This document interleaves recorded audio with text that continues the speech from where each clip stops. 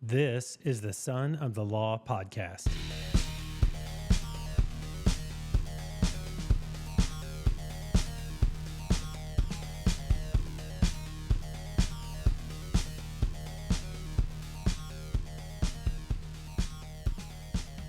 Hey, what's up, everybody? This is the Son of the Law podcast. I'm your host, Jay Christopher. Joining me in my home once again is Mr. Stan Dobbins. Hey, Stan. Hi, how are you doing? Doing great. Glad to have you here. Before we get started, I want to just say thank you to our listeners. Thank you for listening wherever you get your podcasts. Right now, our RSS feed is on Spotify, Apple Podcasts, and YouTube. So you can find us there. You can also find us on Instagram at Son of the Law Podcast.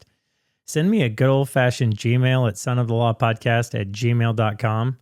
And please share us with your friends and family. I really do appreciate that support. Also, I want to shout out to our sponsors, Complete Auto Service. You can find them at 718 Woolard Boulevard in Richmond or CompleteASC.com. But going through this process where, we started with no sponsors and now we have a couple, this has been really exciting to come along and think about how I can partner with people who I know and trust.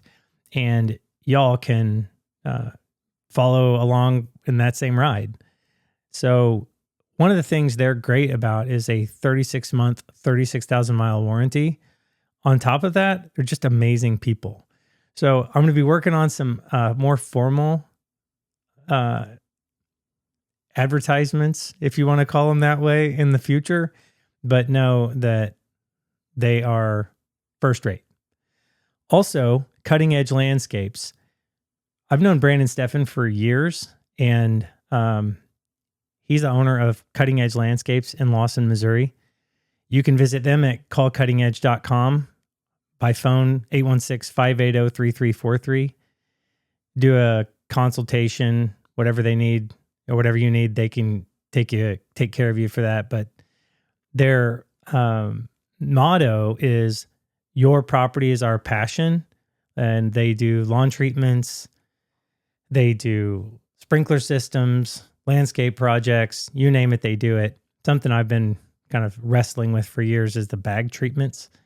And they take care of that, make it super easy. And I'm already seeing a noticeable difference in my yard. So, Stan, do you do the bag treatments, or do you do how do you take care of your yard? I do my own. I go to Tractor Supply. Okay. And I was given some very good advice by the folks that take care of Royal Stadium. Okay. And they told me the products to use and how to put them on and when to put them on, more importantly. And it's remarkable because I had a yard that literally looked like, and the country folks will understand what I'm saying, it looked like the back 40 and it needed to be plowed. Well, that's kind of how I felt about my yard. And I'm telling you, man, one application where Brandon and his team kind of came and sprayed and stuff like that, it killed the weeds and everything turned like super green, super fast. And I don't know, maybe I'm talking to the wrong people, or maybe I just don't have the green thumb, but they sure do. Well, I didn't have the green thumb until these folks, and that's why I truly believe in professionals taking care of your lawn or telling you how to take care of your lawn. Most definitely. And then do you work on your own cars, or do you take it somewhere? I used to work on my own cars. My dad and brother both retired from General Motors. But cars have gotten way too technical for me now, right? And so I take them to the garage if they break. I hear you. And working with Mark and Amanda over at Complete Auto in Richmond has been crazy awesome for us. I mean, we know them personally; we're family friends and whatnot. But they're reliable. We schedule, we drop it off. They tell us when it's going to be ready. No surprises. It's fantastic. So, and that's great. The key that you said there to me, because I've been around the farm a time or two. The key that you said was somebody we can trust. Yeah, absolutely. Well, welcome back, Lawson City Administrator. We got to know you in a recent episode. I'll be honest, I didn't expect to have you back this fast. I didn't expect to be back this fast. Right? So I think that means good news for our listening audience, but we'll get to that here in a moment. We learned that you were a rap and rock music fan. I love it all. Country, rock, you name it, I like it. That's it. We learned that you're a Lawson boy. It reminded me of the Alabama song based on something you said, Down Home by Alabama. Yep. That's where I was born and where I'll die. Is There what you you go. said. That's I was born here and I'll be buried here. That's awesome. You're a successful cop, city administrator in Branson after a long career in Gladstone PD. Oh. And we got to know you quickly as a man of opinions and actions. Well, I look at it this way. I think I'm too old to sit around. If you don't get it done, you're just going to die. Time's ticking, man. Time's ticking. Oh, that's fantastic. All right. We got some quick rapid fires here for you. We got the big ones out of the way before, but we'll ask a few here. If you have one uninterrupted Saturday, what are you doing?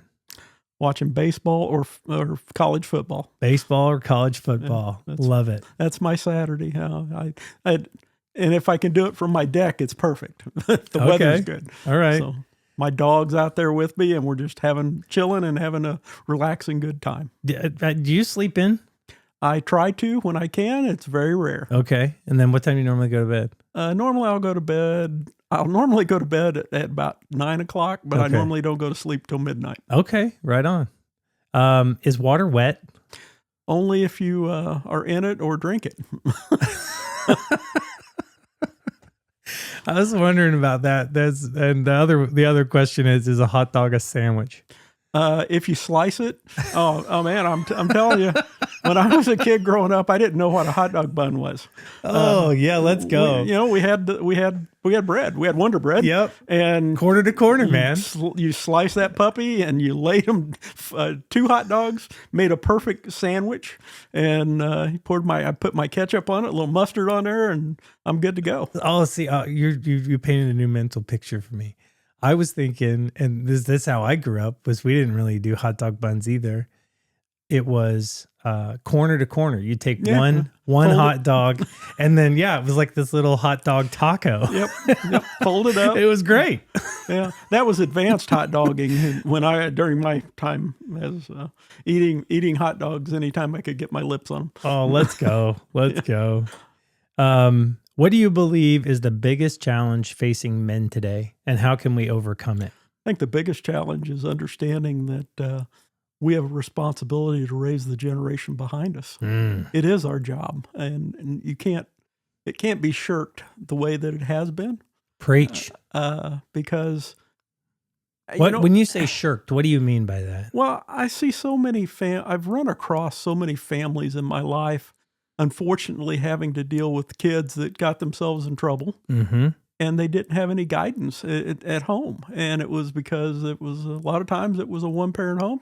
Dad had said, I'm out of here and taken off. Mm-hmm. And, you never, if you are part of bringing a child into this world, then you should be a part of raising that child throughout their life and your life. Those in the third chair, Stan is staring at me with the steely-eyed wisdom of a grizzled and haggard man. I just really get tired.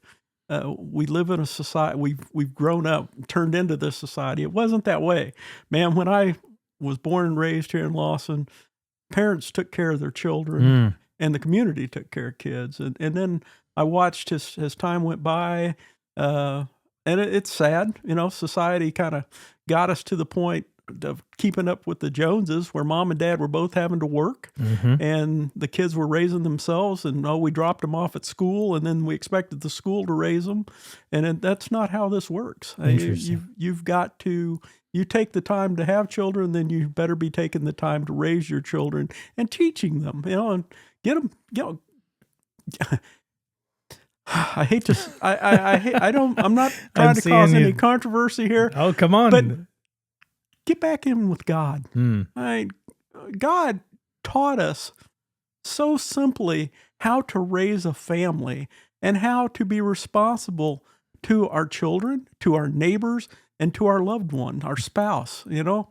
You take a woman for life, if you're a man, and you make a vow in front of God, well, you better stand up to that vow. How about that? So, right. You heard it. You heard it from Stan, man. Here we go. I said it. Man of opinions and actions. I love it. I'm sorry. I just believe that. I believe that if you want a better world, then have a better family, a core family value, and let that family be part of us, the shining example to the community. Very good. And then it brings everybody together to say, hey, that's the way I want to do this. Very good. Yeah. Thank you. Thank you for that opinion and that perspective. Okay. Yeah. We're bringing you back here quickly, more quick than we thought, to talk about the Lawson Bridge. In a recent episode, you helped us through the challenges and efforts taking place to kind of get us to where we are today. Yes. We recently celebrated the 2-year death anniversary of the closing of the bridge. I don't know what we called it last time. I can't remember, but yeah, that's what it was. It wasn't an anniversary. It was a kind of a situation where we're really sad this is taking so long to get done. Yeah. And here we are 2 years later. The community's feelings are increasingly frustrated and tight over it. And, you left last time feeling confident about our path forward and thinking that we'd probably have an update sometime in the fall. Mm-hmm. And didn't take that long. So here we are with a new update. Right. I felt very good when we talked last. Yeah.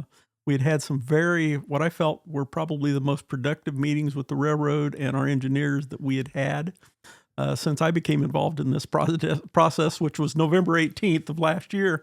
But really did felt there was movement. And went home, and that night after the podcast, and I was laying in bed, and my email went off on my cell phone, and I said, wow, who could that be at 5 minutes after 10? So I reached over and picked it up, and it was a representative of the railroad saying, hey, we're going to approve your railroad plans, and you can start moving forward with the next phase, basically. That is crazy. I'm going to get into that in just a second. But again, just to kind of set the tone for folks listening in and help piece A to B to C. We recorded the first episode 1 week ago as of the date of this current episode. So dates aren't really important. It's, May of 2025. But 1 week has passed between the time we sat down with Stan and Tasha, and now Stan has some updated information. So it took us a week to get together. But again, just a week ago, we were talking about how this is going to take another 6-8 months to get to a point where we got an approval or not. And lo and behold, the night of the podcast recording, Stan gets an email just after 10 o'clock saying that the plans are approved and we're ready to move on. So what does that mean? You say there's a change in the overall status of the bridge project in that we have an approved plan, but so what now? Okay. First off, I completely credit Sons of the Law podcast for this all happening. That's priority, huh? Yeah, they somehow got this to happen. I'm not sure how, but now what this means is the railroad has approved what they refer to as the 30% plan. Okay. 30% is it's basically the concept of the bridge. The length is definite, and the width of the bridge is definite.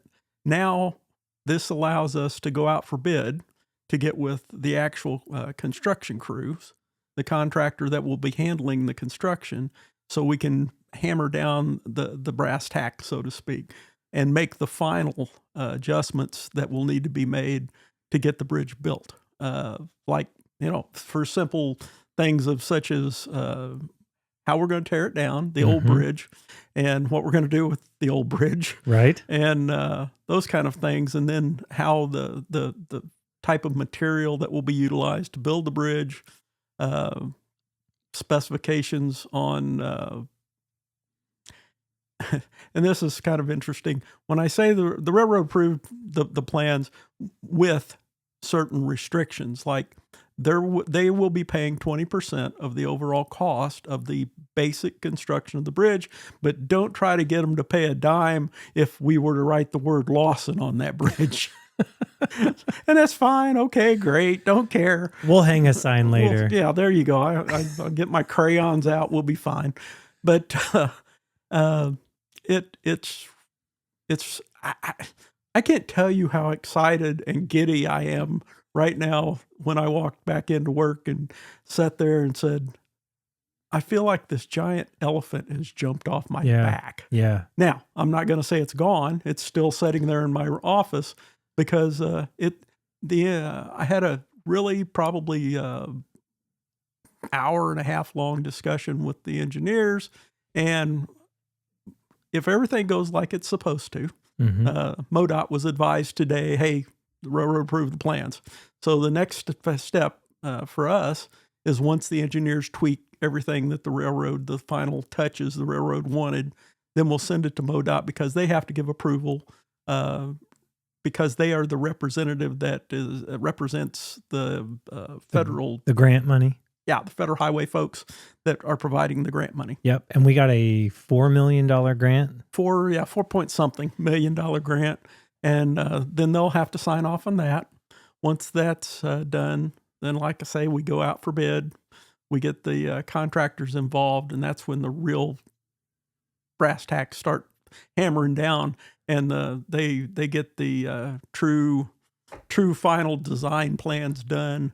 And after this, at the end of the conversation with our engineers, they felt very confident that we'll have a new bridge by winter of 26. So the timeline hasn't changed too much in regards to that because the approval was part of that, but then actually, help me understand why the timeline wouldn't change a bit more than that. Because if we're now 6 months ahead, I would think we would be talking spring of 26 now. Well, I wish I could say that. Yeah.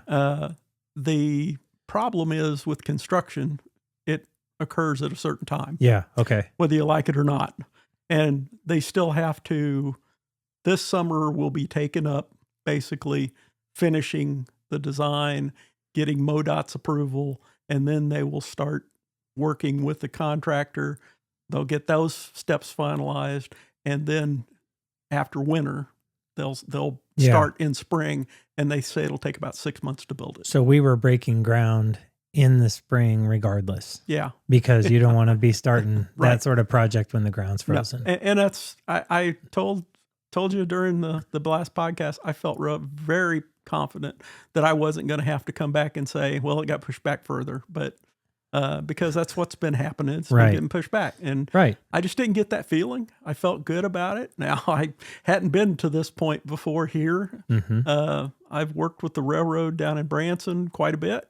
And I don't know, it's just the feeling I got. You know, God said, hey, dummy, I'm going to give you one this time or something. I don't know. But it felt good. I felt confident about it. And man, like I said, it's all because of you. I went home that night and there comes this email. I don't know that I can take that credit, but I do think that it is fortuitous that it has happened the way that it has, and that we have, this platform now to share the news with the folks of Lawson and others who are interested in this project. I was actually over in Richmond a little bit ago, and there are people there who, and I was literally talking with them about this project in our show. And there are people there who, when they come to visit family in the Lawson area, they have made choices not to go out to the lake because of this bridge. And so, it's a regional bridge. It's not just the city folks of Lawson here who it's impacting. It really does. It has a much further reaching impact than people probably realize. I mean, it impacts the school district. It impacts everybody that lives north of Lawson, because there are just times it's, especially for those folks that live to the northeast side, it's a lot easier to it was a lot easier to come across that bridge Right. than to go all the way around, hit on 69, have to Yeah. go down 69, make sure you don't get run over. Yeah. and, Yeah. and It took get a here. 5-minute drive from most places in town to a 15-minute drive. And that's just It really tough. did. So are any new or upcoming public meetings, Q&A sessions, or other forums planned for residents? Will we work with or will we be like able to see this progress? We're at Yes. 30%. Yes. What are the targeted percentage design reviews and all that? What will happen is once the engineers get and the contractors get the bridge to how they feel it should be basically, Yep. then we'll have a community meeting and we'll get the input from the community on whether if they want the name Lawson or something put on the bridge or how they would like to. Now, the basic construction, no, we're not going to let anybody mess with that. Sure. Because that takes an engineer so it doesn't fall. Right. Well, that'll be excited to see how the community responds to that, right? It's one thing to come out and the community to express their disapproval with the way that things have been going, but when we have the opportunity to maybe influence the design, it's like it's positive. I personally, and this is just my personal opinion, I would like to see some form of lighting on the bridge. Oh, that's a great idea. It's one thing to put street lights at the end of the bridge, and that's fine. You got car headlights or whatever, but some nice lighting effects on it would be nice. And with the technology we have nowadays with LEDs, I mean, it costs nothing. Yeah. And so I just thought that would be something that would be nice moving forward. And you mentioned that the design initially was to cover 2 tracks and 2 service roads. You've since modified that now to cover 2 tracks and 1 service road. Well, it actually was, they actually wanted us to do 3 tracks. Oh, okay. And 2 service roads and a big ditch. And this is one of the little things in the agreement is they've canceled the ditch. They've only 2 railroad set of tracks, and the 1 service road, which we already have. Right. And they've canceled the ditch contingent upon making sure that when we're in the construction process, that there won't be any strange water buildup, and if there is, we'll take care of it. Yeah. Well, and you've established, and we've seen that the fall away from that site is good. So Anybody that's lived here very long knows that. Yeah. Yeah. I actually think that out near where the Mellons Community Hall is one of the highest points in Ray County. I don't know if it's that place, but it's somewhere out there in that close. field. Yeah. It's not. Yeah. Yeah. Very good. So everything goes down from there. There you go. In a good way. Yeah. I don't say we can all. Yeah, that's another story. Okay. So if community gets involved for design, what type of project are we talking about? Are we talking concrete and steel? Are we going back in with wood? Are we going with it'll be more concrete. modern bridge? We're mandated by the grant to utilize certain construction means, product. methods, materials. Yeah, materials. And so it'll be steel and concrete. And it'll be a very sound bridge that will last a very long time. Sure. Because the other caveat, which I told you before, when the railroad finally wouldn't even agree to talk about rebuilding the bridge, was that the city is now going to, once built, the city will be responsible for the maintenance of this bridge. So we don't. Oh, yeah. Okay. The railroad said that now if we do this, we'll give you 20%, but that 20% says that this is on you from now on. Okay, so there's a whole line of questions I wasn't ready to ask, but I'm sure you've probably already thought about them. I mean, maintaining a bridge of that scale and structure can't be cheap, but it also probably isn't terrible either because it's so resilient, right? I mean, the maybe the paving as people go across. I mean, we're still in the Midwest, so the freeze thaw, all that stuff might be an issue. The repaving of it would be the first issue that you'll run into. Yeah. That, quite frankly, there are some nuances with doing it on a bridge versus just a plain old road. So it costs a little bit more, but the average, that road if we put the quality asphalt down, and I'm a nut about this too. Oh, sure. I'm a real conservative guy. I'm sure you thought about it. I'm a real conservative guy, but I think you should use the best product you can when you build something. Sure, do it right. Because, well, not only do it right, but let's do it so it doesn't break down for quite some time. Excellent. So we have the opportunity to save up and have a fund Sure. that will help to for perpetuity to maintain that bridge. Yeah. And even someday it'll have to be replaced. We know that. No bridge lasts forever. Now, I will tell you that bridge, the way it's going to be built unless something truly, truly drastic happens, I anticipate that to be a good 50-year bridge. Yeah. And the pavement on it, as I said earlier, it will last a little longer as well because it's not like it's on I-35. Yeah. So we use the good stuff.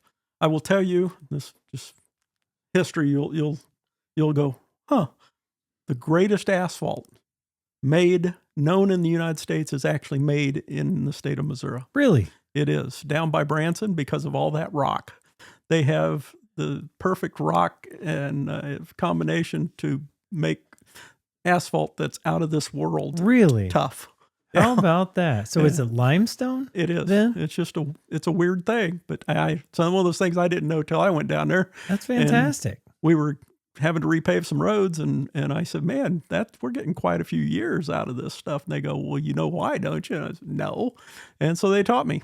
How about that? Yeah. I wish we could get it up here, but you can't. But we're close. Yeah. We're close up here in the rock formation. Sure. We have. Sure. Well, I mean, and if you have, I would say if you go back to the DOT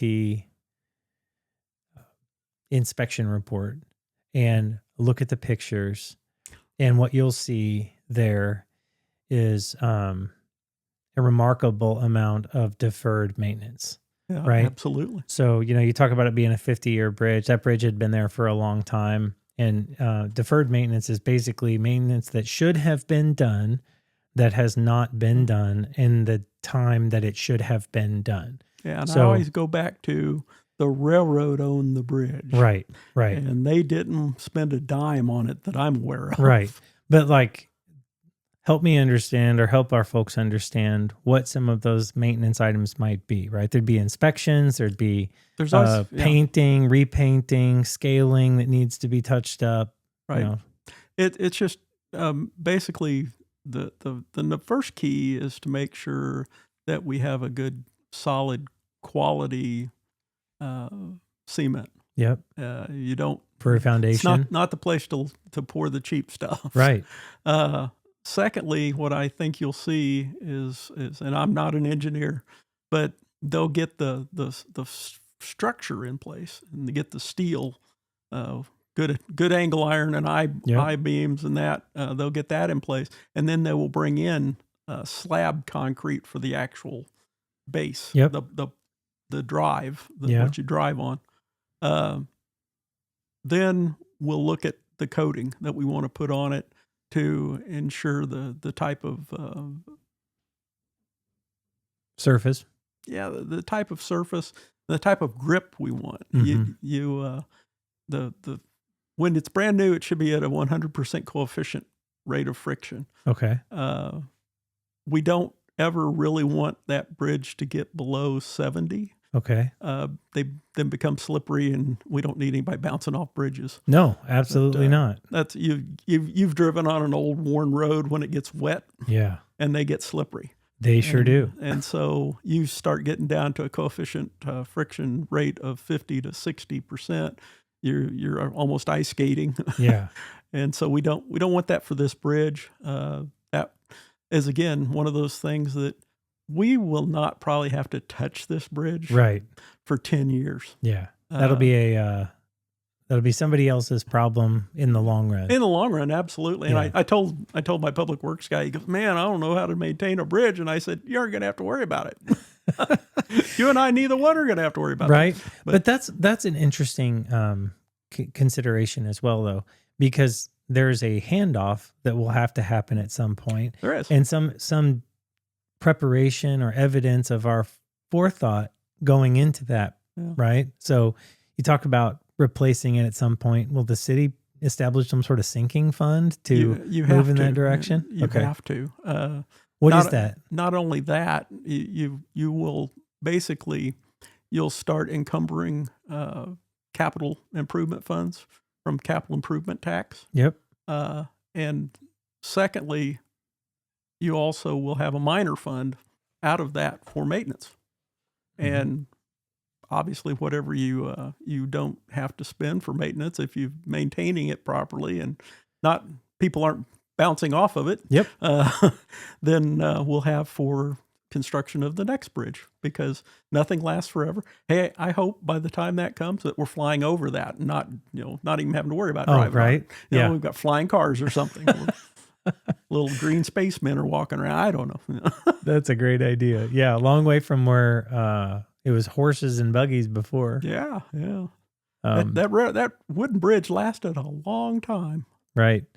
Okay, so how can our folks then continue to follow progress, and how will we be updating them as this process moves forward? We're updating them on the city's Facebook page. Okay. Updating them through the newspaper. We'll update them through your podcast. That'd be great. Yeah, awesome. I'm already thinking about the. Since you're responsible for getting this bridge, let's go. Let's do a project kickoff. Yeah. And I've always said that. Anytime you want to know, just stop by or call City Hall. Yeah. We'll be happy to tell you where we are and what's going on. I had a lady in this morning that we did that very thing with. That's great.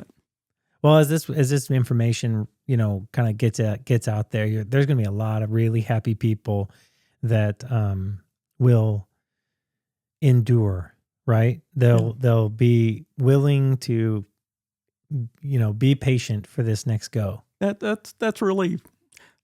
Government does not move fast. No. I promise you that.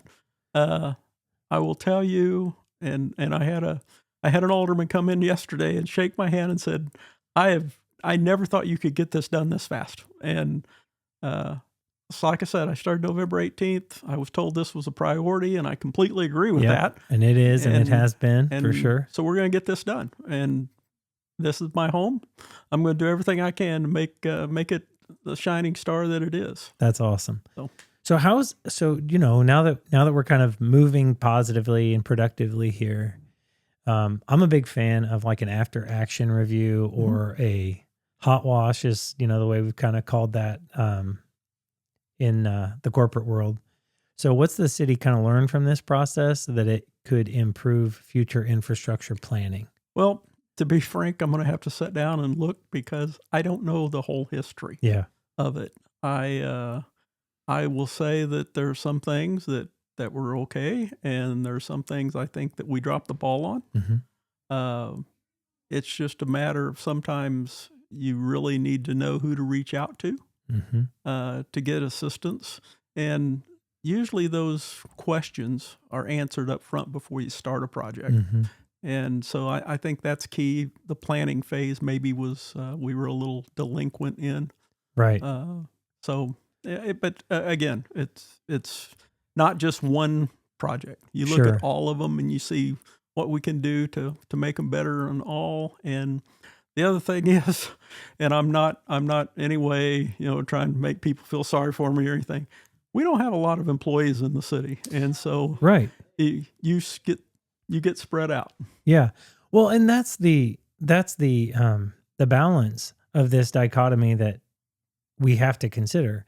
If we had a whole lot more city employees, we'd have a whole lot higher taxes. We'd have a whole lot, we'd be spending a whole lot more, right? And so yes, sir. That's the goal, is to try to do as much as we can with as little as possible, because the money should be in the hands of the people who live here. Yes, sir.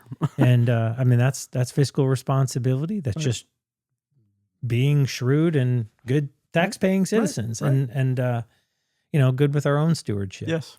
So, all right. Any broader views of Lawson's infrastructure or emergency planning that we're thinking about now? I would say that probably the thing that I would like the community to know is we do have a lot of projects that are in our laps that we're getting done. Just The bridge is one of them. Mm-hmm. The Salem Road extension, sidewalks that we're building.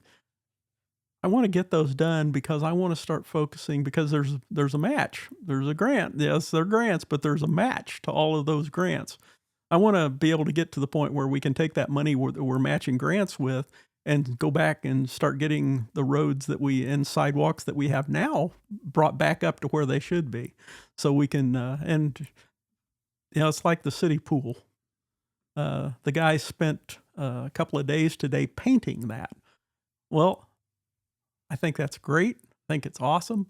But I think we have an opportunity to make it even a nicer pool and not have to maybe get down in there like that and paint it if we're able to work with some of the companies and resources that we have in the area to maybe build it out of a better material in the future as we try to expand it and make it a little nicer for everybody. Yeah, that's great. And, knowing that the pool, I think there's a lot of city provided amenities that operate at a net loss, right?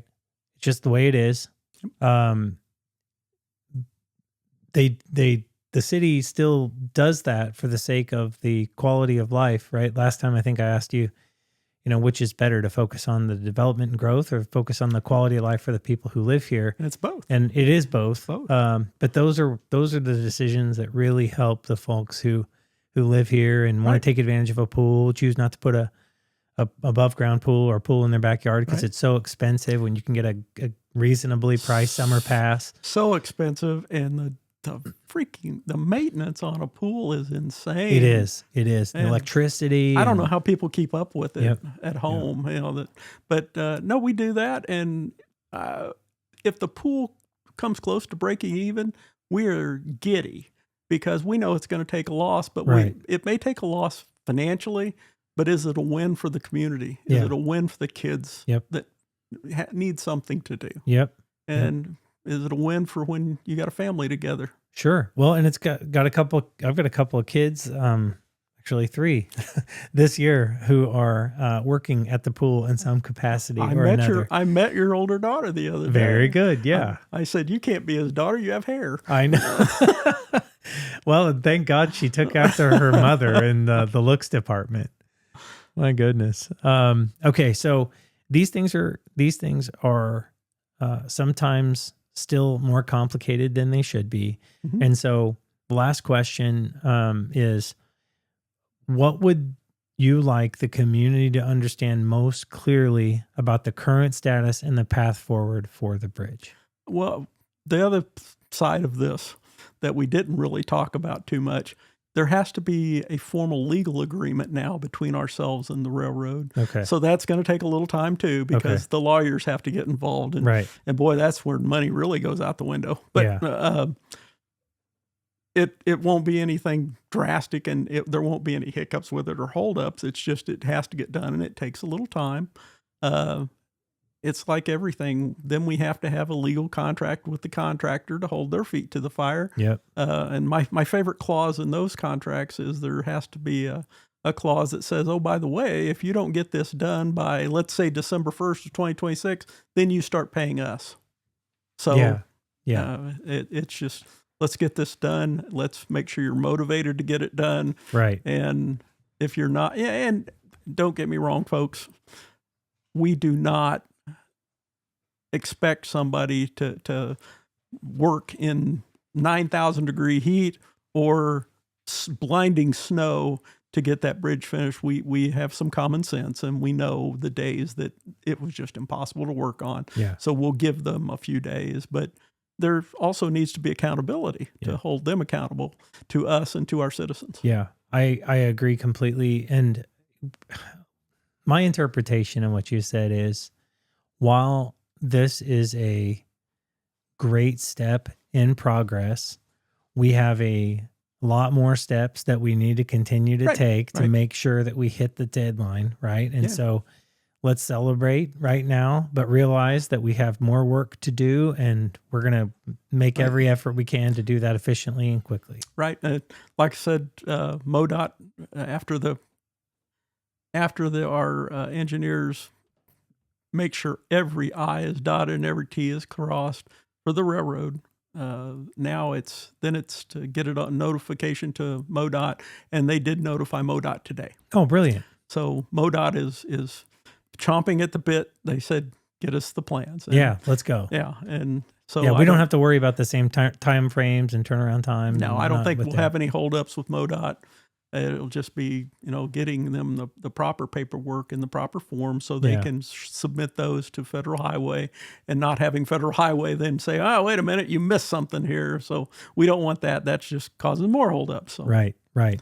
Well, I just want to say thank you for coming on the show again, making time for us. And also just thank you for your willingness to open I don't want to say the books, but open yourself to scrutiny, to observation for those of us in the community. Some people think things that aren't necessarily reality. And it's through platforms like this where we can talk about it, get a real look and see what's been done, inspect the process, and through that process, educate, inform, and help people get on the same page so that we can have kind of a common goal moving forward. So this has really been a really good experience for me. No, absolutely. I'm anytime. I've been this way with the media ever since I got into the public world, and I call it the public world. And I had my first chief of police was a guy named Jim Squires, and he was the guy that told me after he hired me, he said, I'm going to tell you, Stan, you now live in a fishbowl. Yeah. And he said, live it like you want your mom to see it. Yep. And so here I am. Yep. I'm never going to do anything to disparage my father's name. And, somebody wants to be an adult and talk to me if they have a difference of opinion, great. Sure. If not, that's not my problem. Yep. That's great. That's great. All right, we'll leave it there. Short and sweet episode today, but do appreciate you coming in, Stan. And no problem. This has been the Son of the Law podcast. Really do appreciate everybody, and have a great day. Thanks.